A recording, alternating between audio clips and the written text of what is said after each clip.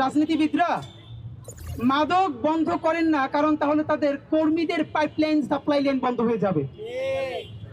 লক্ষ কোটি টাকার মাদক আসে, ইয়াবা আসে, আপনারা জানেন। এই ইয়াবার একটা বিরাট সাপ্লাই চেইন তৈরি করা হয়, ইয়াংদেরকে সেটার সাথে এঙ্গেজ করা হয়। এই সাপ্লাই চেইনের মধ্য দিয়ে এইটা করা হয় তাদের প্রফেশন।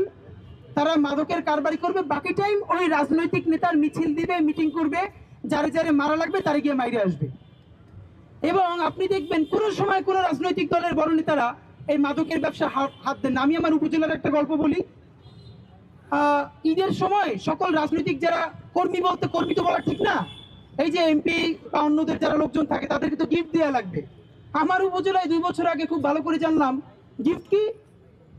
সবসময় তো মাদকের একটা বড় চালান আসে, ঈদ উপলক্ষে একটা বড় চালান ওপেন করে দিছে, এইটা পুলিশ ধরবে না, মানে এইটা একটু এক্সট্রা সবাই দিয়া পুলিশকে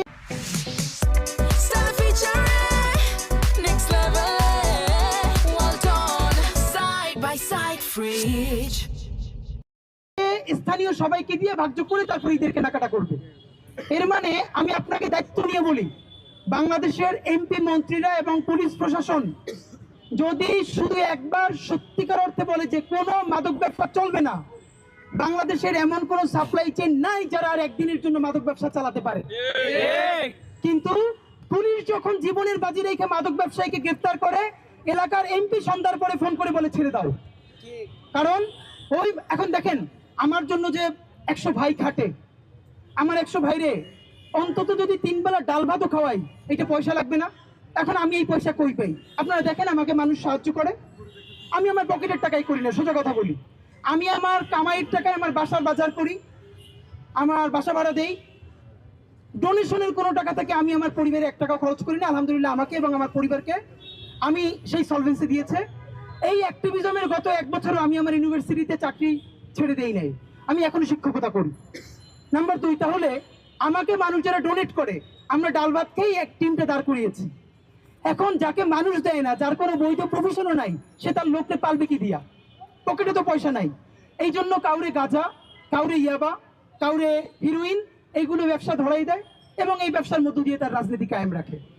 আমাদের জন্য সব থেকে বড় চ্যালেঞ্জ, এবং আমরা বলবার চেষ্টা করব ইনশাল্লাহ, এই মাদকের বিরুদ্ধে এখান থেকে তরুণদেরকে সরিয়ে এনে তাদেরকে কিভাবে কোনো স্কিল বেসড ট্রেনিং করিয়ে স্বাবলম্বী করা যায়, এটা নিয়ে ইতিমধ্যে কাজ করেছি।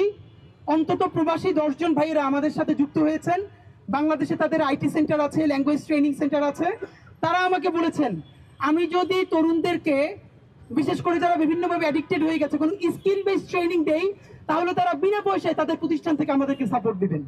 তা আমরা ইনশাল্লাহ এটা নিয়ে কাজ করব।